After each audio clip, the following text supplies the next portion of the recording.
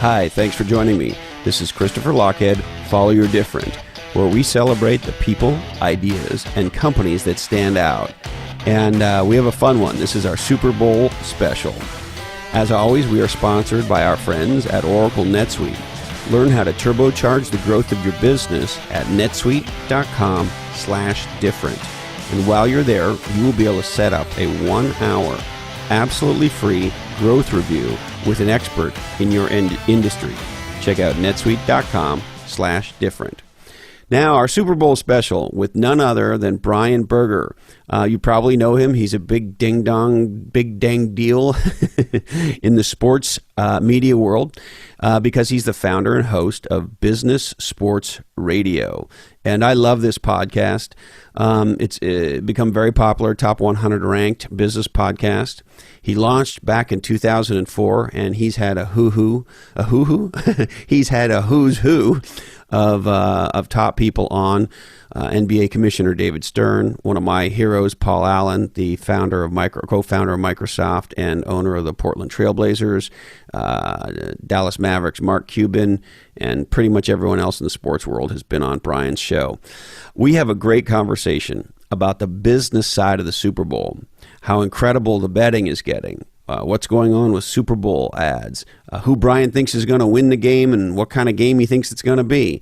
We talk about the halftime event, the Colin Kaepernick controversy, and a whole lot more. Go to lochhead.com to check out the show notes for this episode and get the key takeaways and learn more about Brian Berger's incredible background. Now, hey ho, let's go. Brian Berger, awesome to have you. Thank you for having me, Christopher. Yeah, I'm so thrilled to have this conversation with you. You're a fascinating guy, and I can't wait to talk Super Bowl with you. Now, this will be great. This is an exciting week for a lot of sports fans and even casual sports fans who don't pay attention to the NFL on an ongoing basis. They love the halftime show and the pomp and circumstance that is the Super Bowl. Yeah. So it's a fun event. Yeah, really fun. But maybe first touch on a little bit of your background, some context as to why you are the man on planet Earth that I want to have a Super Bowl conversation with, particularly about not just the game itself, but the business of the Super Bowl and the whole context of the thing. Well, I've been the host of Sports Business Radio for the last 15 years. So we launched our show in 2004, and we've been talking to the movers and shakers in the sports industry ever since then. So I used to work for the Portland Trailblazers of the NBA, and I met a lot of owners and agents and people who make the sports world go behind the scenes.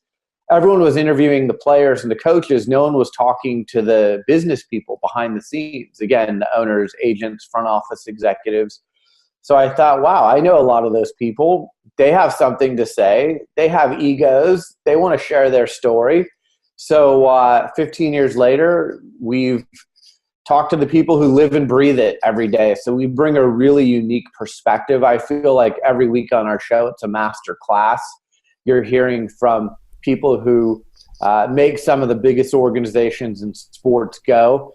And it's a firsthand perspective from them. It's not being reported by someone else. It's right from their mouth. So it's been good. And I love offering that perspective to our listeners.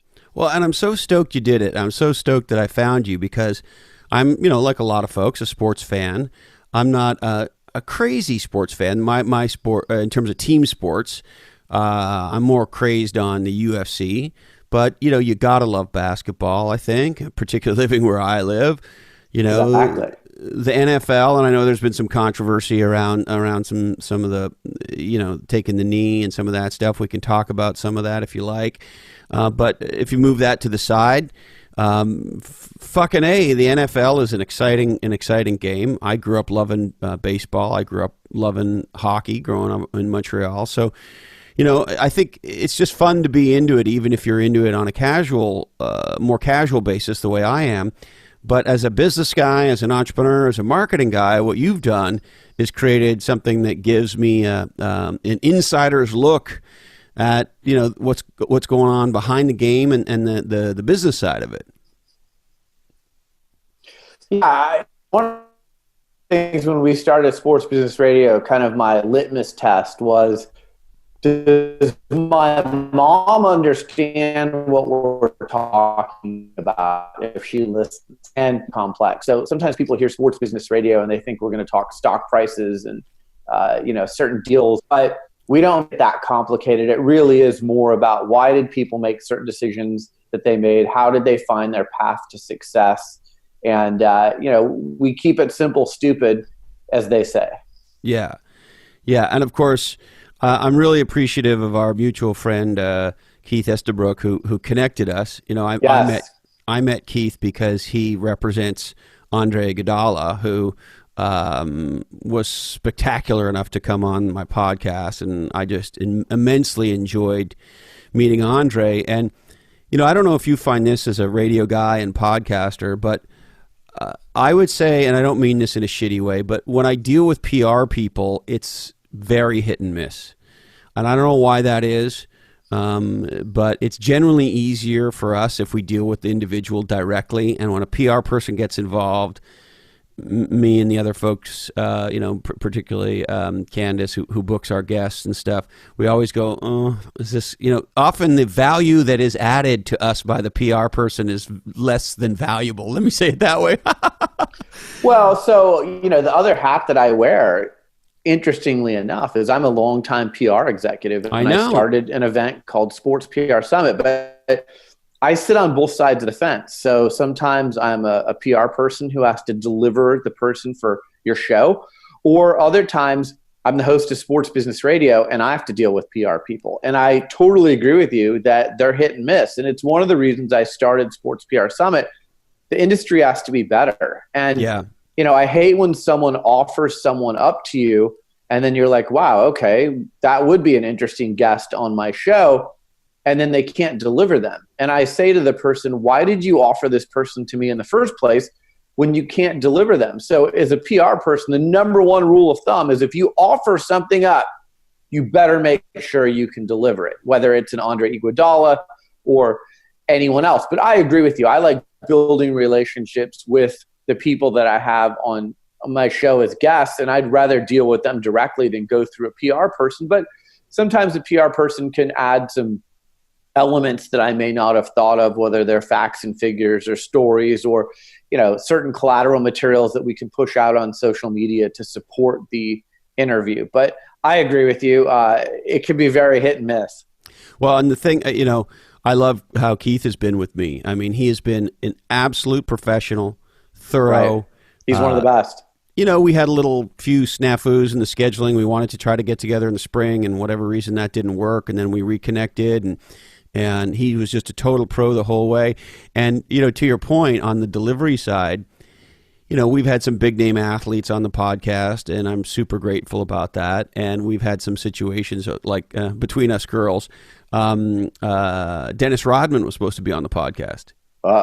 And he totally fucking blew me off. And you're shocked by that? No, I wasn't shocked. As a matter of fact, I sort of have it as like a badge of honor. It's like, hey, well, just so you know, Bill Walton's done the podcast twice, and Dennis Rodman blew me off. So I think that's kind of cool. Yeah, no, I'm not surprised by Rodman. And look, there are certain people like Rodman that have that reputation, right? So you have to know going in, there's a 50-50 chance here that Rodman's actually going to sit down. One of my favorite saying is get him in the seat, like get him in the chair. How do you get the guest in the chair? And sometimes it takes months of planning. I'll give you an example. The late Paul Allen, who was the owner of the Portland Trailblazers. I actually worked for him. One of my heroes, Paul Allen. Yeah. I mean, I worked for him when I worked for the Blazers, and, he owned the Seahawks, and it literally took 3 years for me to get him in the chair. And I finally got him in the chair, and I sat down with him face to face. It wasn't on the phone, which is typically how I do interviews. And it was great. But sometimes it takes a long time to get the person you want in the chair. You got to chase the holy grail, so to speak. Yeah. Well, I'll tell you this, Rodman's not invited back. He can go F himself. I don't. So that's your rule, huh? If they screw you over, like, that's it. Absolutely. And I'm even more vindictive than that because there are some big names, not so much athletes, but in the business world, entrepreneur world, Silicon Valley and so forth, that tried to get on the podcast early when, we weren't as successful or as known as we are now. and they blew me off. And a few of them, their PR folks have circled back. They circle back a year later, and they try to, not knowing this happened, of course, and trying to get so-and-so on the podcast. And there's been two in particular who were, pretty shitty about blowing me off when I was a quote-unquote nobody in the podcast world.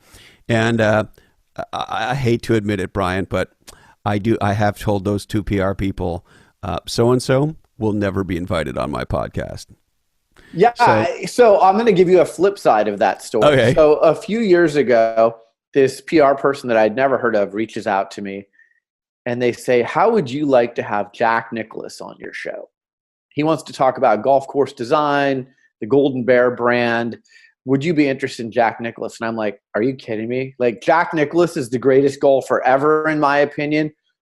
But 75% of me was thinking, there's no way in the world that this guy that I've never heard of is going to deliver me Jack Nicklaus. There's just no way. Like, I'll go along with it because it's Jack Nicklaus. He's such a big name. Like, I'll go sit in my studio at the designated time. I'll be with my producer. We'll be ready for this conversation. But I'm fully expecting that there's no way Jack Nicklaus is calling in at the designated time. Well, I'll be damned, Christopher. Jack Nicklaus called in, and it was one of the greatest interviews we've done in the 15 years of the show. And I said to the PR person afterwards, I said, I don't care what you're selling, I'm buying. Yeah. You delivered me Jack Nicklaus, I will do whatever you want going forward because you just brought me the greatest golfer of all time. So I'm yours going forward. So it works both ways. Absolutely. And that's one of the reasons I will be a Keith Easterbrook fan for the rest of my life. He was a consummate professional in lining things up with Andre. Just to put a fine point on this discussion, as we were getting very close, Andre really wanted to do it in person, not over the internet. So being in the East Bay, I went from Santa Cruz over to Berkeley and some ding-dong hotel and rented a room and brought all the gear and all that stuff. And wow. Did all you went all out. Well, I went all out. But, the day or two before, I sort of said to Keith, now, Keith, I don't mean any disrespect to you or Andre, but I've done this many times before with celebrities, and some of them are really good and some of them are not. And I was just sort of verifying, is Andre going to be there or is he going to be Dennis Rodman? And and Keith said, no, Andre will be there. And I think it was 2:00 or so, whatever it was, but I got set up nice and early and all that, had the room all ready. And at the designated time, door opens, in walks Andre, no PR people, no handlers, no lawyers, no nothing, no entourage. Shakes my hand, is a total gentleman. We do the conversation. He was even kind enough to sign some merch for me. I never do that normally, but I had some friends who begged me for some kids and stuff. And so I felt funny doing it at the end, but I said, would you mind? And the conversation, everything, the way Andre conducted himself, I will be a fan for life of both Andre's and Keith's. And of course, he connected us. And so, it's one thing to say some negative things about some PR people. Keith is a shining example of a legendary PR person.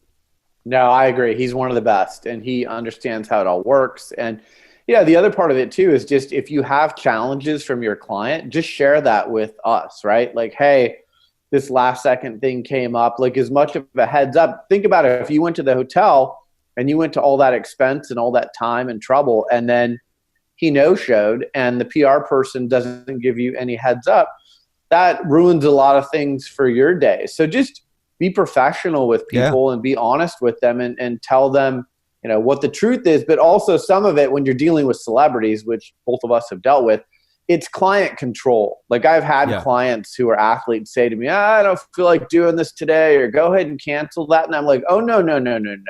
You said you were going to do this. You gave the person your word. Not only is your reputation on the line, but my reputation's on the line too. And I'm not taking a fall with my reputation because you don't feel like doing this today. So you have to get on them, and you have to have that kind of relationship with your client to be able to have that conversation with them. So many people, I work with so many celebrities and multi-billionaires and people like that. I would say the common thing that I see is so many people are afraid to tell those people the truth.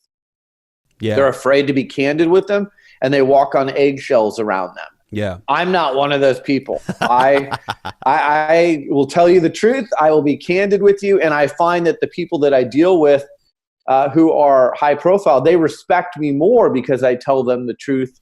Because they're like, you know what? Everyone's blowing smoke up my ass. I like the fact that you're actually going to look out for my best interest and you're going to tell me the truth. Yep. Yeah, it's very, very powerful. And Andre, a total pro, Keith, a total pro. And look, I've met a lot of folks in this same realm too. Like, I've been blown away by having Bill Walton in my life. You know, he's become a buddy, and he's been on the podcast a couple times. And you know, he's just the most affable, humble, welcoming, fun. His brain is a great place to hang out. Yeah. There's a lot going on in there. Well, look, he's a former Portland Trailblazer. He's a fellow redhead. What is there not to like? Yeah, he's 7 feet tall. Yeah, 7 feet tall. He's the greatest deadhead of all time, and he might be the greatest music fan, period, of all time. He's certainly up there. What a character he is. Yeah, I just love him. A great American, great athlete, and just a wonderful guy. Now, hey, you are the guy. It's the Super Bowl. Unpack the Super Bowl for me. What's going to take place this weekend? How many people are watching? What's going to happen? Maroon 5, Brady. Let's go. Well, so let's start with the highest rated Super Bowl ever. The most watched Super Bowl was 2015 with the Patriots and the Seahawks. Remember that amazing ending where Malcolm Butler from the Patriots stepped in front of the pass from Russell Wilson at the goal line and preserved the victory for the Patriots. Right. It looked like the Pats might lose that Super Bowl, right? Looked like they were going to. I mean, Seahawks were on the 1 yard line. So 114 million people watch that game. Most watched Super Bowl ever. So that's the bar. I said on Sports Business Radio this week, even though we have 2 top 10 media markets, LA and Boston, in the Super Bowl, I don't think we're going to get to 114 million. And it's not a knock on the teams. It's just there are so many other options out there now to distract us and to take our attention to something else. I mean, look, if the Kardashians are tweeting that day, we might not watch the Super Bowl. Exactly. Right. Yeah, if there's a butt selfie or something like that. Yeah, which there always is, isn't there? Right. Yeah. So, 100 million is still much more than any other program gets. So I think 8 of the top 10 TV shows in 2018 were NFL games. So it just shows you the dominance of the NFL on TV. The other stat I throw out with the NFL, just to put this in perspective for people. So the NFL has TV deals with CBS and Fox and ESPN. They have a digital deal with Amazon for some of their games. Their broadcast and digital deals are worth more money than the combined TV deals of the NBA, the NHL, Major League Baseball, and the Olympics combined. The other thing about the NFL TV deals that is remarkable. Hold on, Handsome. I hate to interrupt you, but I want to make, some of us didn't do well in school. Could you just say what you just said to me again and make sure it writes to my database here? Sure.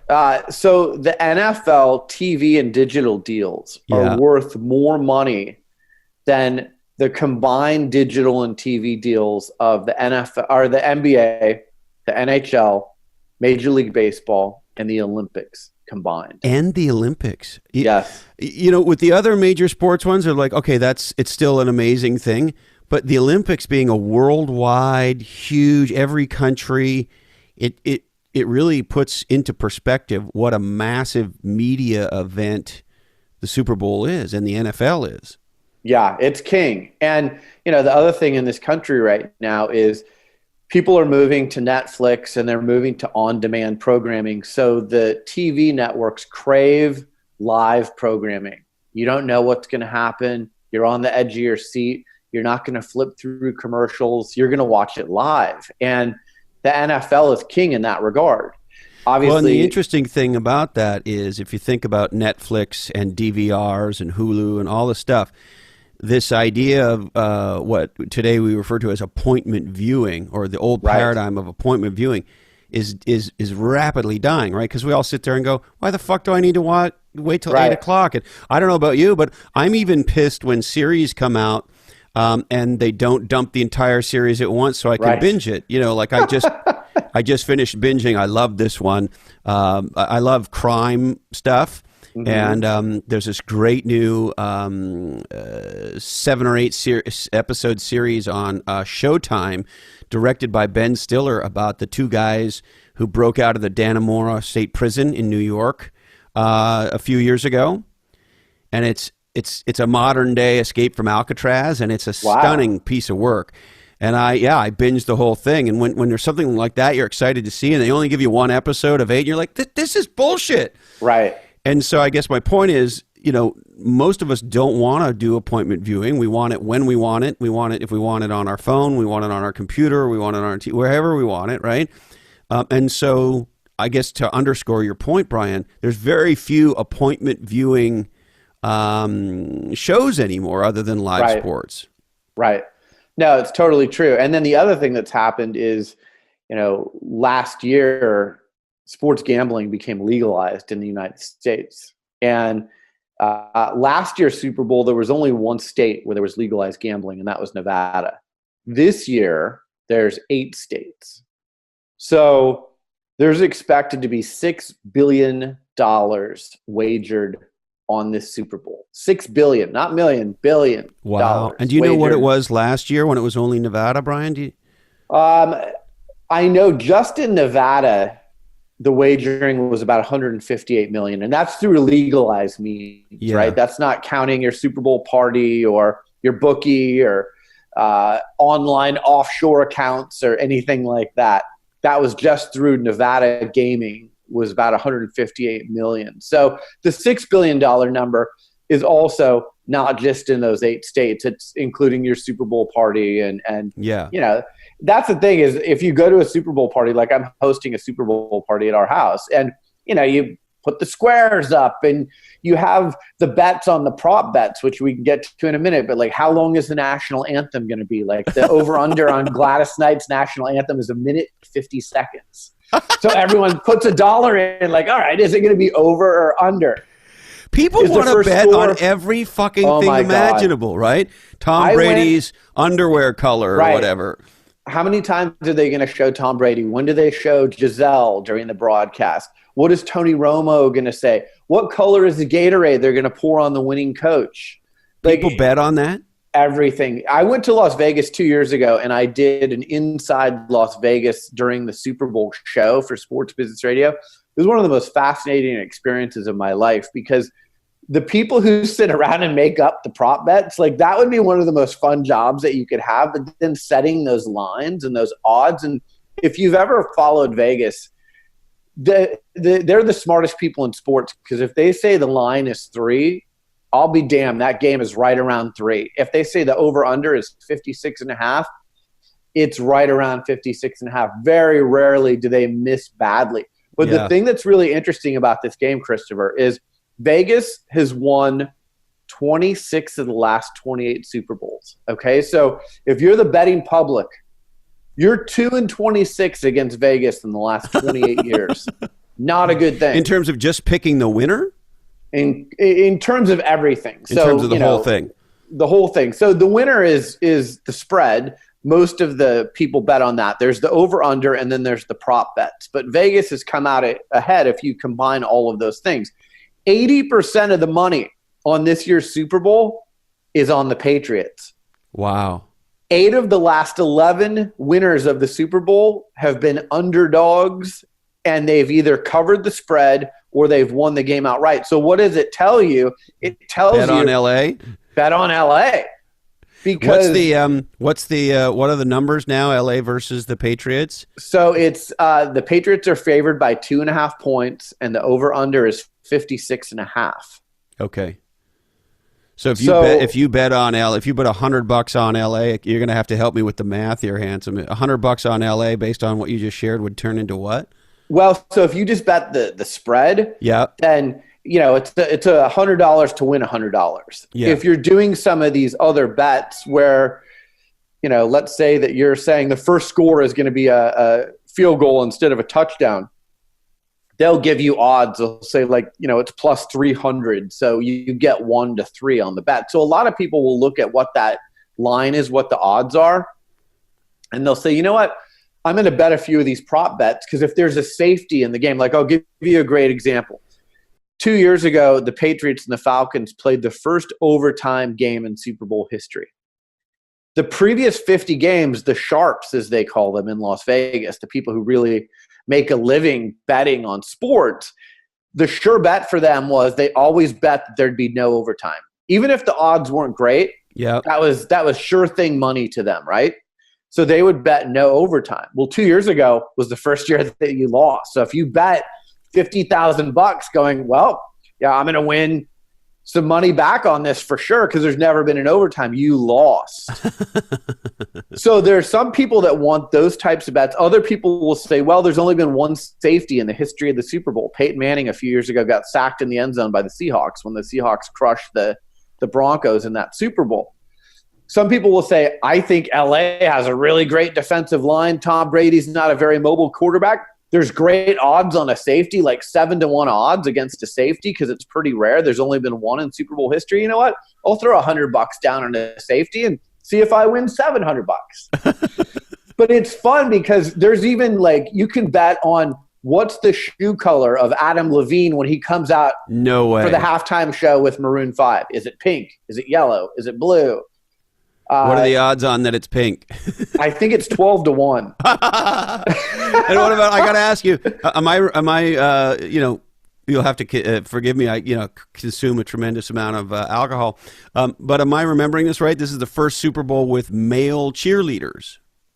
No, I think it's happened once before. Oh, has it? Okay. Actually, you know what? I think it's happened at an NFL regular season game. I don't know that it's happened for the Super Bowl. So you might be right that it might be the Let me just see here. First. Maybe I can Google this as we're talking.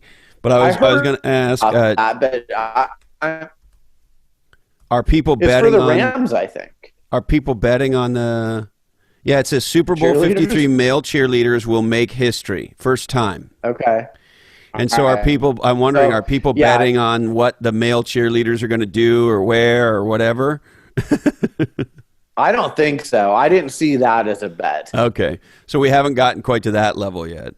No, but I even saw a bet. One of the prop bets is the MVP of the game. When he's doing the interview post-game, who is the first person he will thank? Teammates were like 2-1 and coaches. God was 3-1. I mean, some of these prop bets are just nuts. Like I said, that would be a fun job to sit around and think up all the different prop bets and assign odds to them. But you have to be good at it because if you set the wrong odds, you can get crushed. Yeah, it's no joke. People want their money if they're going to place their bets, right? Right. So there's tons of, I would say the TV viewing audience is the top story with the Super Bowl. The betting around the Super Bowl is the second biggest story. And then the third biggest story is the Super Bowl commercials, right? Yeah. Everyone sits around and wants to see who's advertising, what are they advertising, who are the celebrities in the commercial. The going rate for a 30-second ad this year is between $5 and $5.3 million for 30 seconds. And what I tell people compare to last year? Do you remember? It's flat. So this is the first year in Super Bowl history that the ad rate hasn't gone up. So it's flat with last year. So I think the bubble may have burst on the Super Bowl commercial. And the other thing we're seeing is only the elite companies are able to advertise. The car companies, the alcohol companies, the movie studios. You're not seeing the smaller companies saying, you know what, we're going to spend our entire ad budget on one Super Bowl, because it's not just the money for the airtime. You've got to spend another $5 million to produce your spot. If you have a celebrity in your commercial, you're paying them a few $1,000,000. You've got to promote it on social media, which is something that's changed in the last few years. It used to be everyone sat around and said, okay, here's Pepsi's commercial. Now Pepsi's leaking the commercial out. And so is that $5 million? Do you think it's another $5 million on top of that if you're going to do an ad properly? Or how should we think about it? Yeah. Yeah, I would say it's times 2. So whatever you spend on the ad for the airtime, it's times 2 to produce it the right way and support it in the way that it needs to be supported. Like you can't just buy the airtime and then go produce a crappy spot. It's got to be Super Bowl worthy, or else your moment in the spotlight is wasted. Yeah. And I do love, getting back to the PR side of this, the legendary companies that are doing this. And I generally am not a fan. I think Super Bowl advertising for most companies is a waste of money. We could talk about why, but the PR that you do on the front end, and the fact that, you know, my current favorite for this year is the Stella Artois folks. Have you seen that ad yet? I have, with Sarah Jessica Parker and Jeff Daniels. Jeff, yeah. And he's, of course, the Big Lebowski, and she's Right. whatever the character's name was from Sex and the City. And they Carrie Bradshaw. Carrie Bradshaw, thank you. Instead of drinking, what did she drink on the show? Did she drink Manhattans? So instead of drinking a Manhattan, she has a beer, and of course, instead of having a White Russian. And I mean, how could that not be? You know, and they're playing it. I'm watching the, you know, morning news, and they're playing the ad on the morning news, and I'm sitting there as a marketer going, that's fucking legendary marketing right there, when the news is playing your ad ahead of the game. Right. And Well, then they that's go why and they people interview leak it Sarah. out. They interview Sarah Jessica, and they interview Jeff about what it was like to, quote unquote, revive their characters for this ad. I'm like, this is the craziest PR ever. Yeah, no, it's great. And that's exactly why they put it out in advance. So they get a head start on everyone else. They get the mileage of the PR and the social media. So that works out well for them. Sorry, my phone just went off there. Is that the Big Lebowski calling you? Yeah, that's him. He's calling me right now. By the way, as a side note, I was able to see him live with his band, The Abiders. And if you ever get a chance, it's a blast, because they play a lot of the movie music from the movie Crazy Heart, which of course he was in, and they do CCR covers and shit, and you know, just to see him. And of course, it's a great band, a ton of fun. So, so you said the first thing is there's the show itself, and the size of the audience, and the gambling, and then the advertising. Where does the game come into the play? Well, this is what's interesting about the Super Bowl, is it's not just for the diehard football fan, right? It's your grandma's watching, your wife is watching, your friend who never watches football is watching. It's really an event. The amount of food that's consumed, whether it's chicken wings or steak or chips and dips, you know, this is the number one selling day of the year for big screen TVs. Yeah, it doesn't. It's the biggest week for TV sales ahead of the Super Bowl, is it not? Yeah, no, it is. So there's a lot of other things going on that really make this an event, not just a sporting event. And then I'd be remiss if I didn't ask you, okay, so if I'm not mistaken, it's the largest age spread between quarterbacks. Am I remembering this right? I think you're right. I'm not 100% positive, but yeah, I mean, Brady's 41 and Goff is in his early 20s, so it's got to be up there. Yeah, so what do you think is going to happen in the game? Well, on Sports Business Radio, I said 34-31 Patriots. I think it comes down to the end. I think it goes over. And you think we go into overtime? No, I don't think we go into overtime, but I think it comes down to the end. You have two really good kickers in this game, two excellent quarterbacks. You have an offensive genius in Sean McVay of the Rams. You have a defensive genius in Bill Belichick. I think it's going to be a good game. I'd be surprised if it was a blowout one way or the other. The Patriots lost last year to the Eagles, and I just don't see them losing 2 Super Bowls in a row. And I think Belichick and Brady know what this means to their legacy.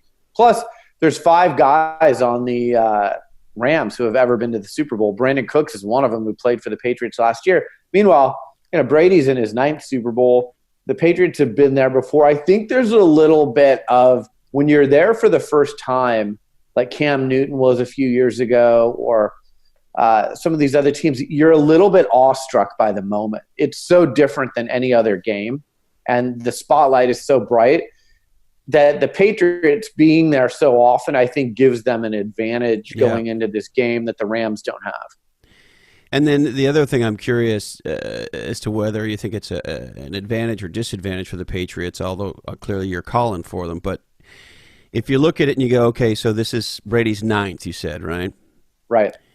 And there's been all these rumors that maybe Gronk's going to retire after the end of the year because, you know, he's had so many injuries and so forth. And And so, is there an element of what's going on here that the Patriots might be saying, hey, this might be our last time in the Super Bowl as this Patriots, with Brady at 41 and Gronk looking at retirement, and like there's only so long this dynasty could continue.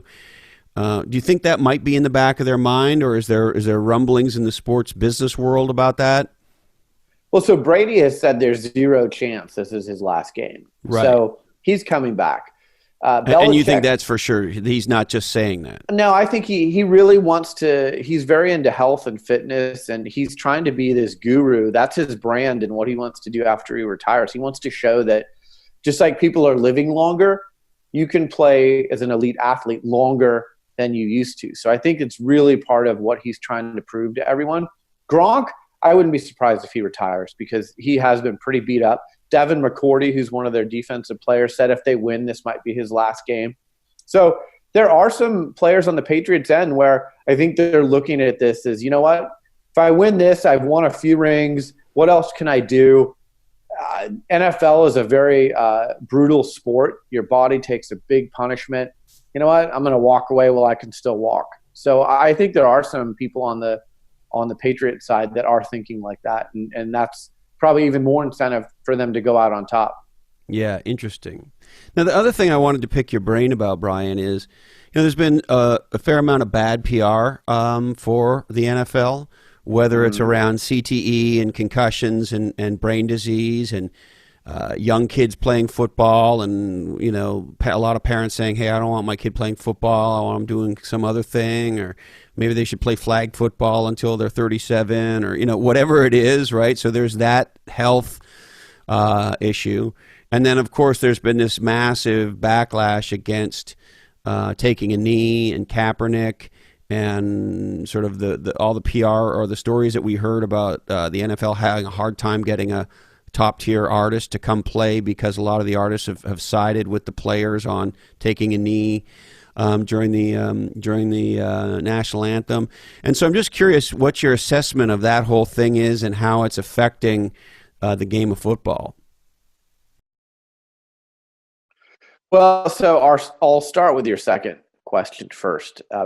I think this year the NFL did a better job of putting the politics aside and having the focus be on football. Last year, the focus was on kneeling, and the focus was on politics, and the focus was on sponsors who were dropping, TV ratings that were down.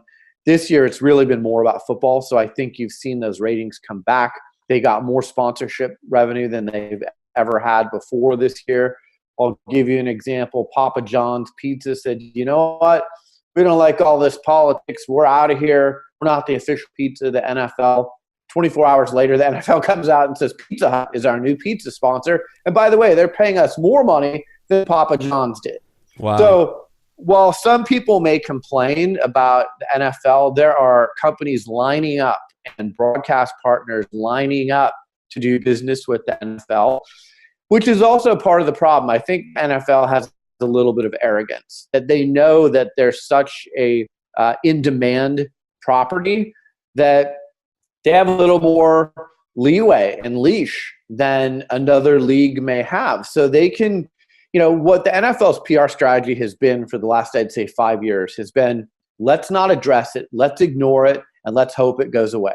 Whether it's politics, whether it's the blown call by the official in the NFC Championship game between the Rams. I was hoping we could talk about that too. I mean, a lot of people said, one of my favorite athletes, Daniel Cormier, the heavyweight champion of the UFC, was tweeting about how it was rigged because the NFL wants top market teams, and they didn't want New Orleans there, and like that, and that conspiracy theory thread. A lot of people are on that, right?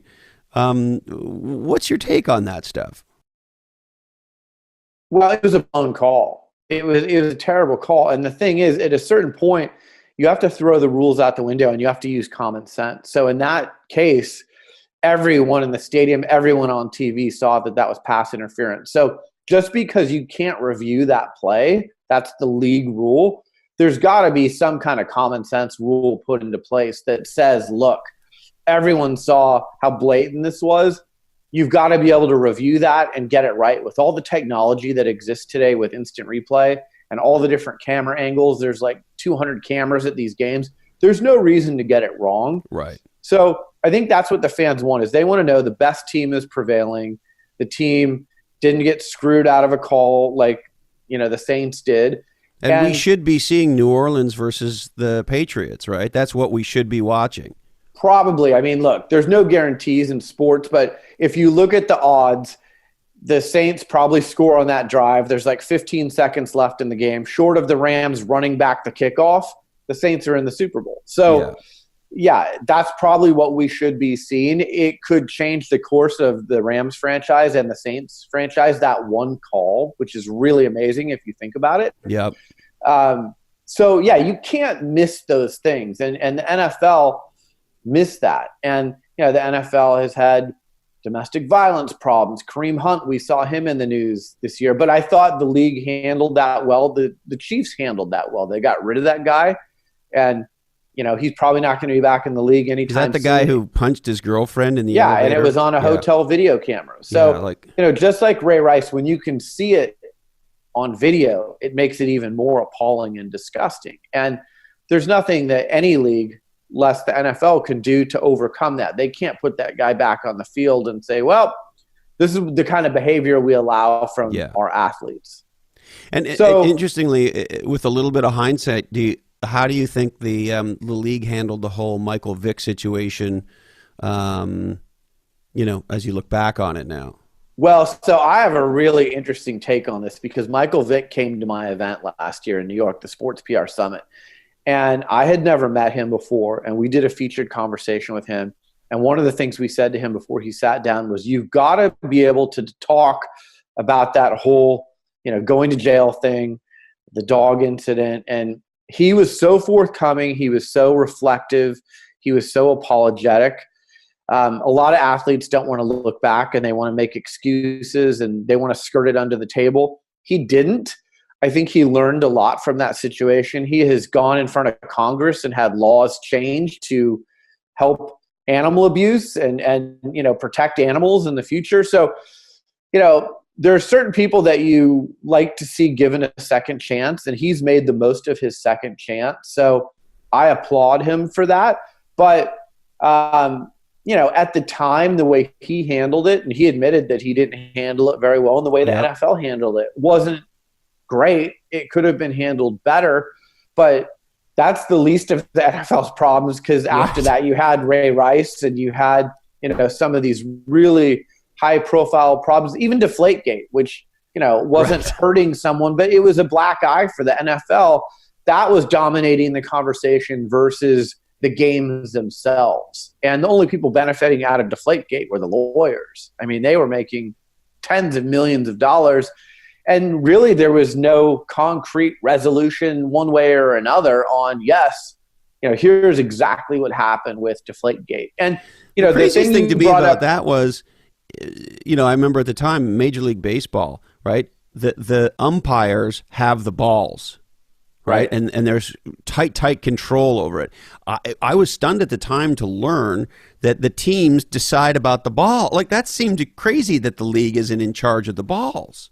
Yeah. I mean, there's a lot of things that if you really look inside of sports that you kind of scratch your head at, that you would think would have different protocols. The other thing I wanted to mention that you asked me about earlier is the whole concussion and CTE.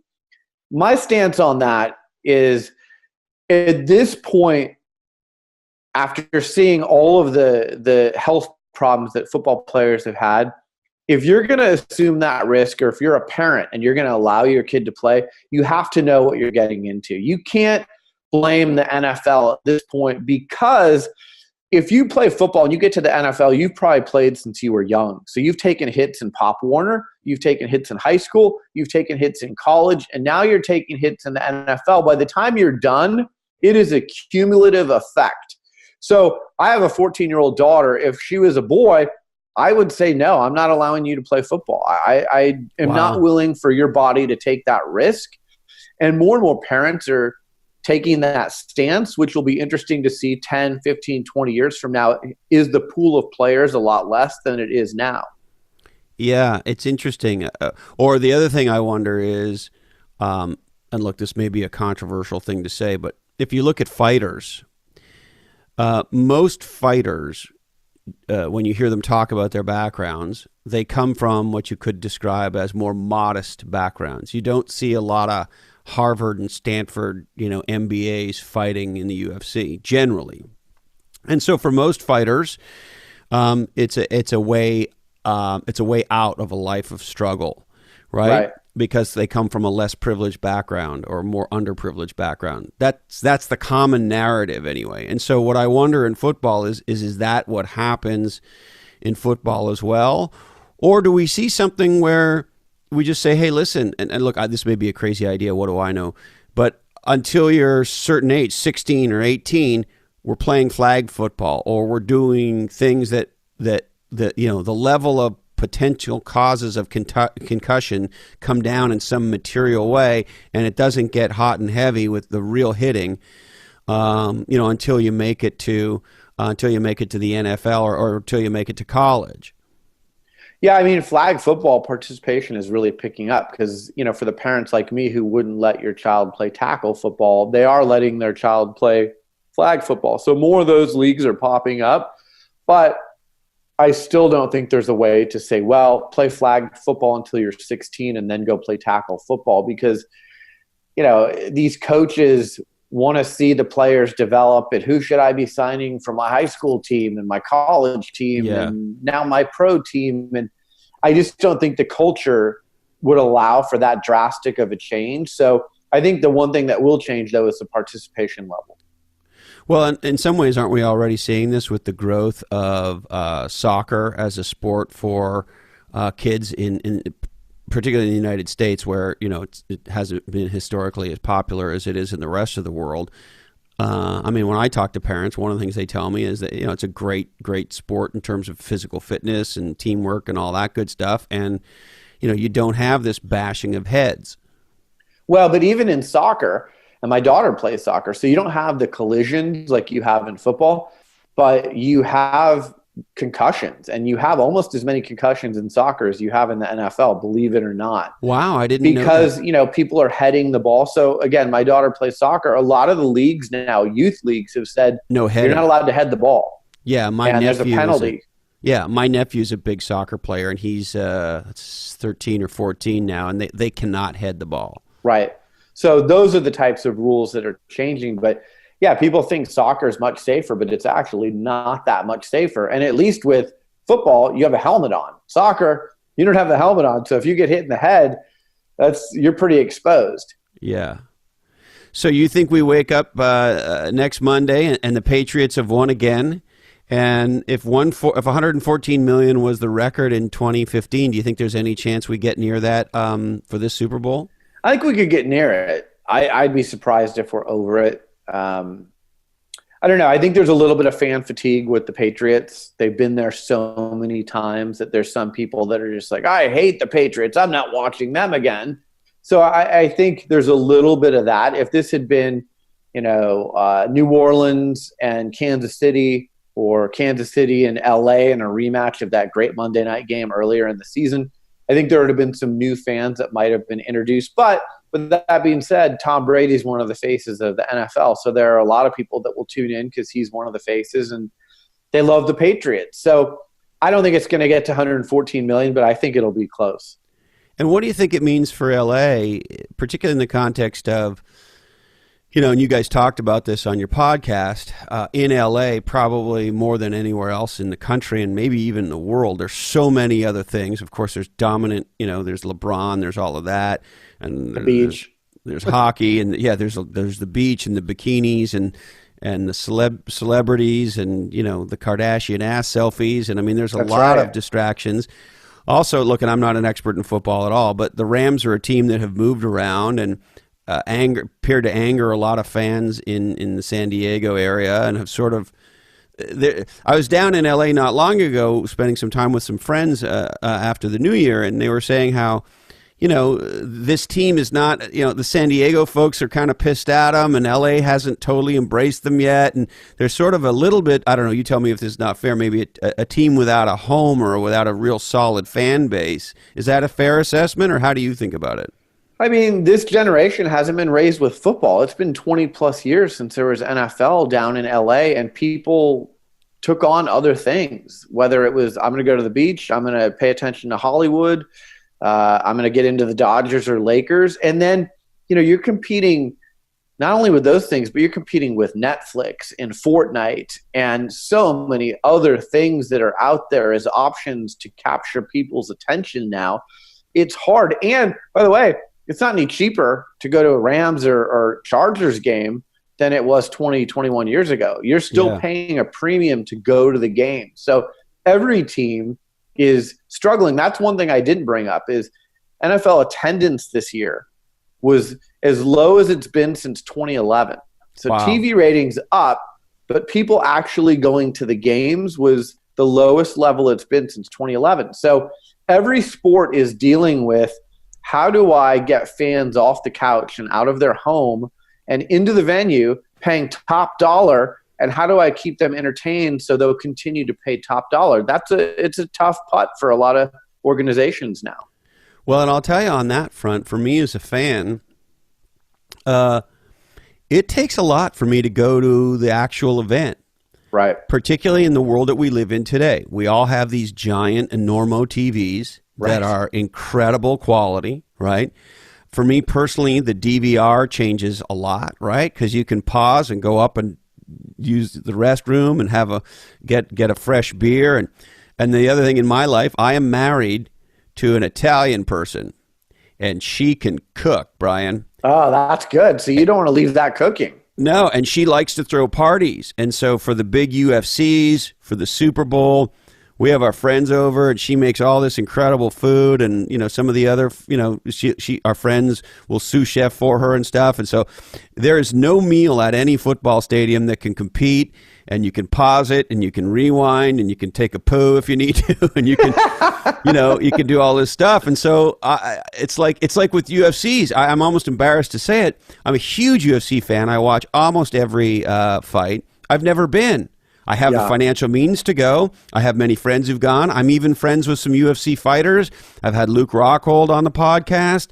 So getting to a UFC would not be a hard thing for me. But I look at it and go, why would I want to sit there, all the filler bullshit, all that? I can tape it, I can blast through the crap and just watch the fights. And it's just, the home experience today is such an awesome one. You're right. I as a home consumer of sports, even with the sport I follow the most closely, I've never been to a live one because I can't imagine it's going to be it can't compete with my home experience. Right. And the other challenge too is, again, I'll use my daughter as the example, 14 years old.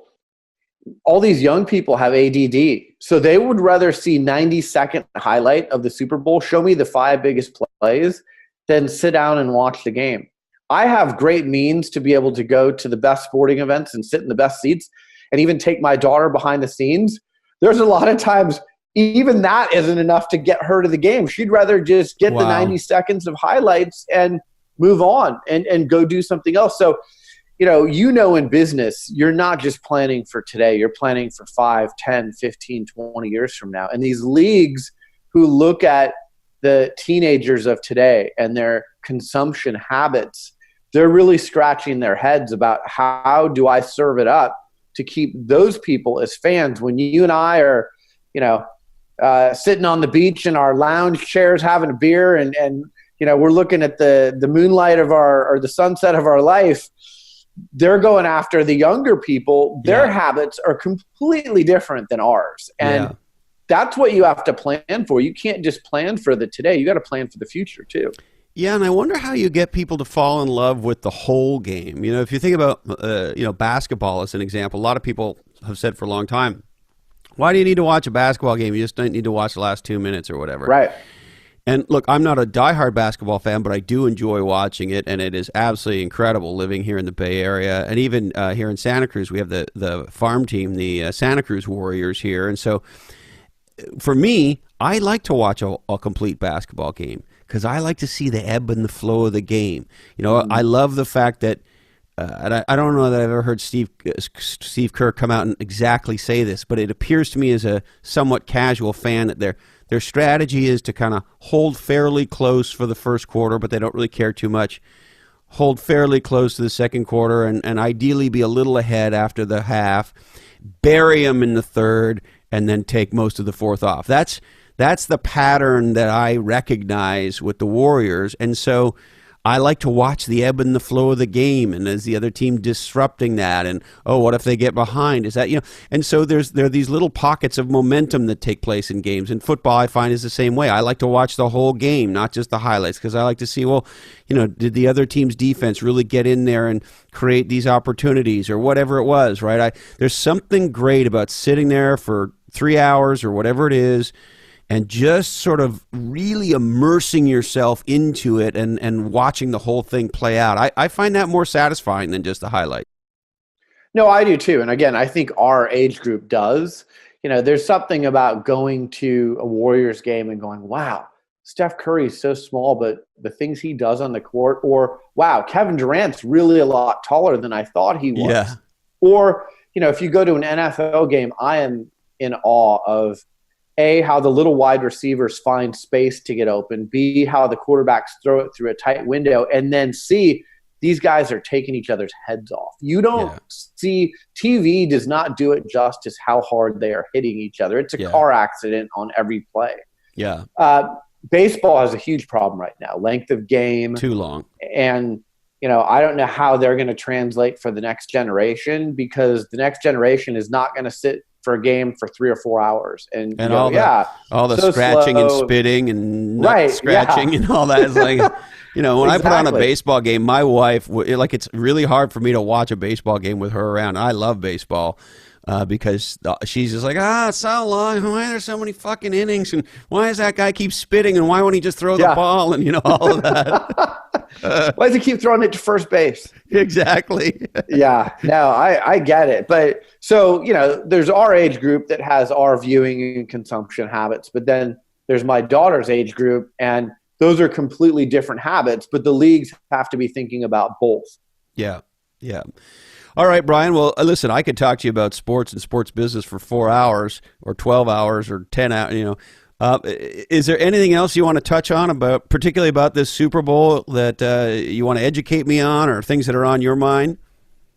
Well, I mean, this is a global audience. So, a lot of the NFL games, you're looking at domestic audience. The NFL has deals in China. They have deals in Europe.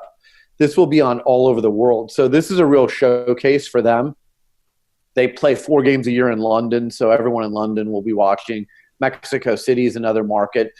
They're trying to get into China, but they haven't quite figured out how to crack that market yet. So it's a big deal, because not only are you trying to get fans in those countries, but you're also trying to make media deals and sponsor deals with entities in those countries too. So it's really a chance for the NFL to put their best foot forward. And then, as consumers, like I said, the casual fan watches the game, and it's fun and it's social, and we're interested in the commercials and the halftime show and the food and all of those things. So it'll be a fun day. I always look forward to it, and we'll be having a party at Shea Burger on Sunday. As we will be here. There is one thing I did want to touch on. What's your take on the halftime show and artists not wanting to play the show and supporting Kaepernick and so forth? What's your assessment of all of that? I mean, it's all politics. And if you're Rihanna and you already sell a bazillion records and you want to be true to your brand, then of course you're going to pass on the opportunity. Like, being in the halftime show isn't going to make a huge difference in your career because you're already successful. If you're really, I mean, it's the biggest audience on planet Earth for the year. I mean, even a Rihanna. But her whole brand is that she's not a sellout. Her whole brand is hip hop. Her whole brand is being true to her roots. And I think she feels like if she went up against, what Kaepernick's desires are, it's very polarizing, right? It's a very political argument. You've got the people who support Colin Kaepernick and are devout with him, and you've got the people who are against him and what he stands for. And I'm not saying that Maroon 5 is against Colin Kaepernick, but I think what fans want, what a lot of people want, is they just use sports as an escape. They don't want it to be politicized. And, I think some of these musical artists like Maroon 5 didn't show up for their press conference. It got canceled at the last second. They don't want to stand up there and answer political questions. They want to just show up for the Pepsi halftime show and play their music and not deal with all of the conversation around politics. And you know what? Frankly, I don't blame them. If I was in their shoes, I'd probably say the same thing. I know there are some people that want to take a stand and it's a bigger issue for them, like it is for Colin Kaepernick, or LeBron James has been outspoken on things. But, I think the NFL doesn't want all of the noise of politics. They want the focus on the halftime show. They want the focus on the game itself. They want to tune out as much of the politics as possible. And it's interesting. I see both sides of this because me as a fan, in general, part of why I'm consuming sports is so I'm not consuming news. And there's so much insanity in our world today. Right. It's why we don't talk about politics on this podcast, except in the rarest of occasions, because there's so much of that today like there has never been before. I think a lot of us, myself included, want the respite from it. And when you're watching the fights or the Super Bowl or the Warriors or whatever it is you're doing, you don't have to worry about any of that. And I want that as an individual. It's entertainment, it's fun, etc.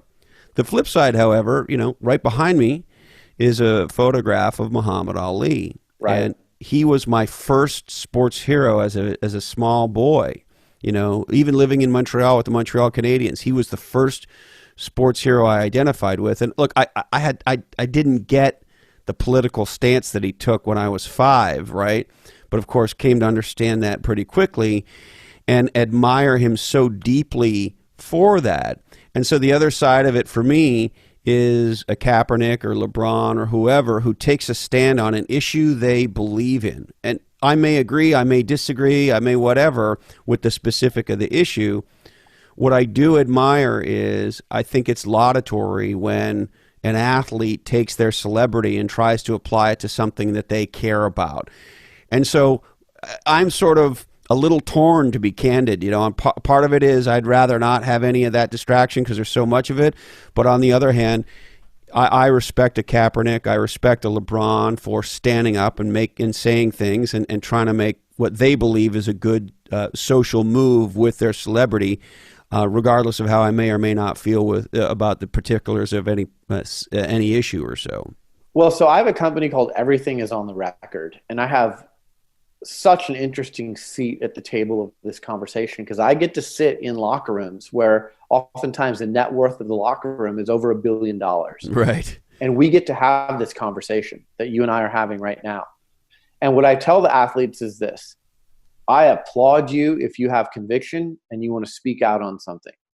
But you have to understand that 50% of the people are going to applaud you and say, great job using your platform, and I applaud your conviction.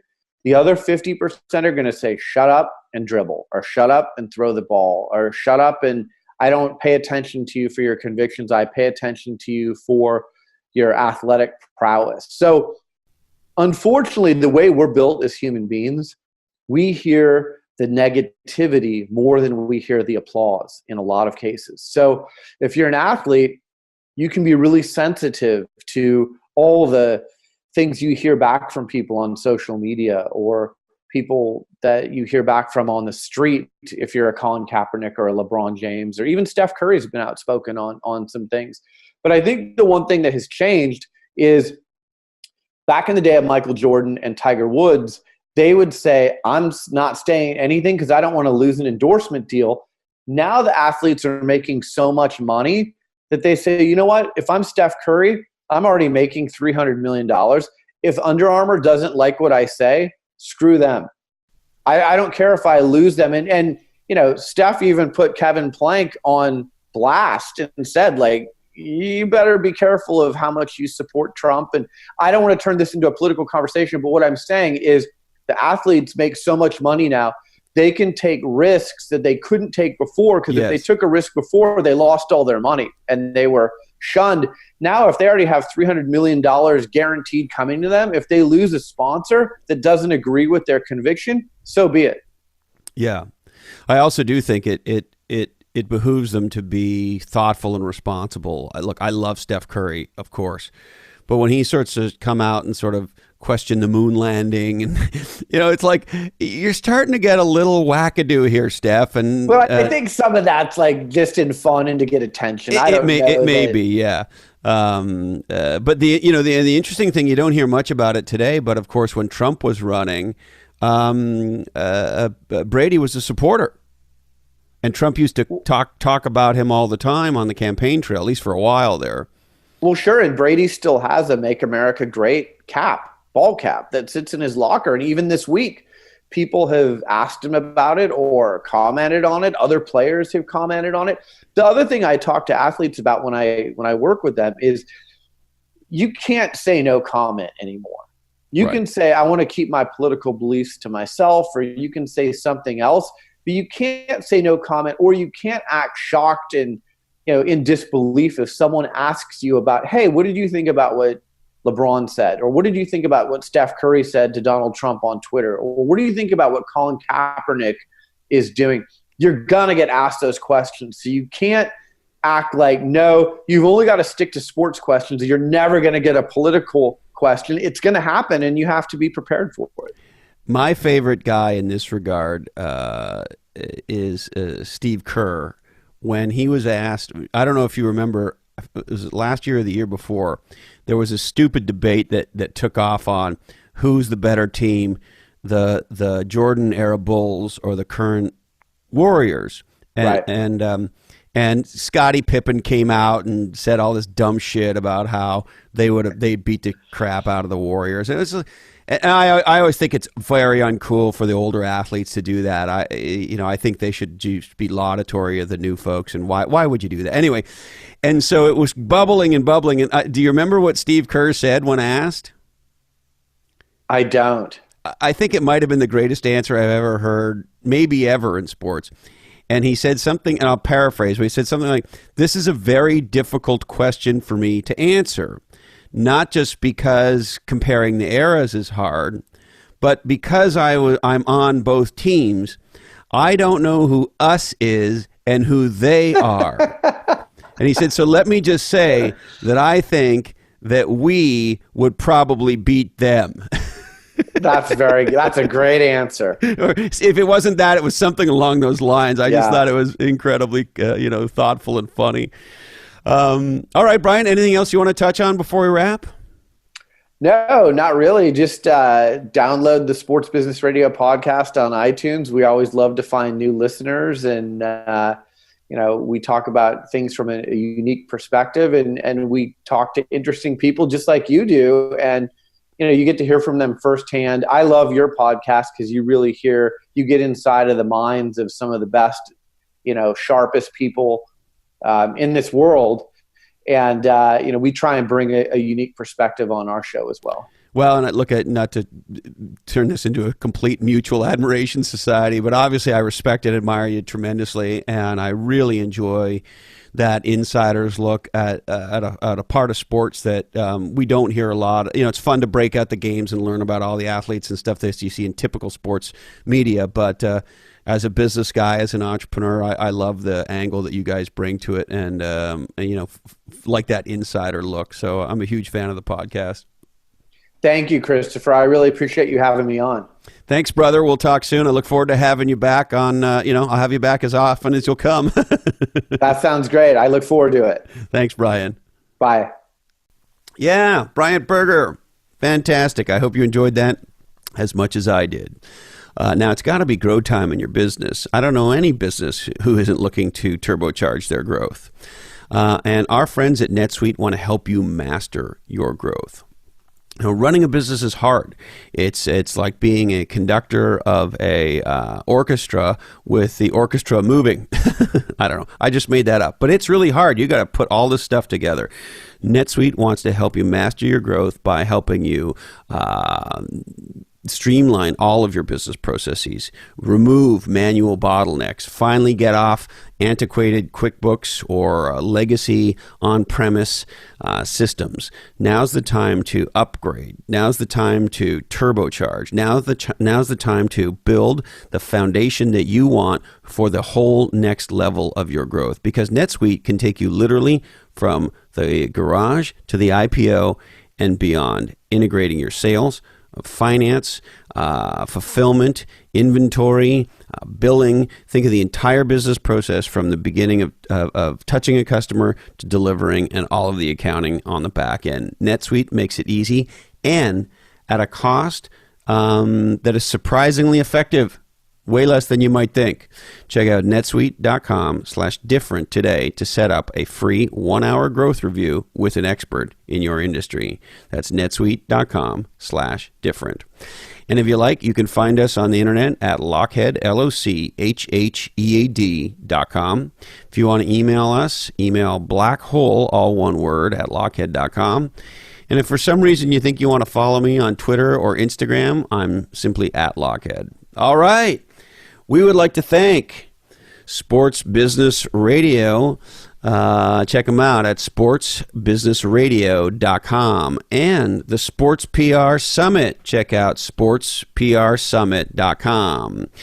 A podcast I love, Culture Eats Strategy, a podcast for entrepreneurs, hosted by none other than the producer of this podcast, the nicest man in podcasting, Jamie J. #1 bestseller, Niche Down, by Heather Clancy and myself. How to Become Legendary by Being Different. Check us out on Amazon.com. OneLifeFullyLived.org. Dream, plan, and live your best life. This is the nonprofit that's really helping you create a financial future and really the skills required to design the life that you know that you should have. Check out GrowWire.com. It's what entrepreneurs are reading today, stories of innovation. There's a podcast. There's a YouTube channel. There's a lot of great stuff there. Check out GrowWire.com. Spiro. Now selling gets smart with some added intelligence. Spiro.ai is the smart, intelligent sales app for salespeople and sales managers that like to make money. Check out Spiro.ai. Now, are you feeling a little whelmed in an overly kind of sense? Maybe it's time to look into a virtual assistant with my friends at Bottleneck Virtual Assistants. Check out bottleneck.online and discover the power of a virtual assistant. Now, are you in the San Francisco Bay Area, Silicon Valley? Are you a B2B company? You want your website to represent your company like your best spokesperson does. Atranet is the company that does that for you. They've been building B2B websites for enterprise businesses in the Silicon Valley area for over 20 years. Check out atre.net today. And a nonprofit that we love, the good folks at Habitat for Humanity. Their vision is of a world where everyone has a decent place to live. So check out habitat.org. All right, I need to remind you that this oddcast is the sole property of the Lochhead Oddcast Network, and all rights do remain perturbed. We must warn you that clearly this oddcast was produced in a studio that does contain nuts. Remember, watch the Super Bowl, hopefully with some friends, drink a beer or two, have a good time, support your local NFL players, buy John's Crazy Socks, don't be lame, get out of the passing lane. Thank you so much, Candy Dandy. I love you, Mom and Dad. And hey, Colin, this oddcast really ties the room together, doesn't it? Today, our deepest apologies go out to Richard C. Kelly, chairman of Pacific Gas and Electric. Sorry, Dick. We just ran out of time for you. That's it. Till the next time we're together, thank you so much, and follow your different.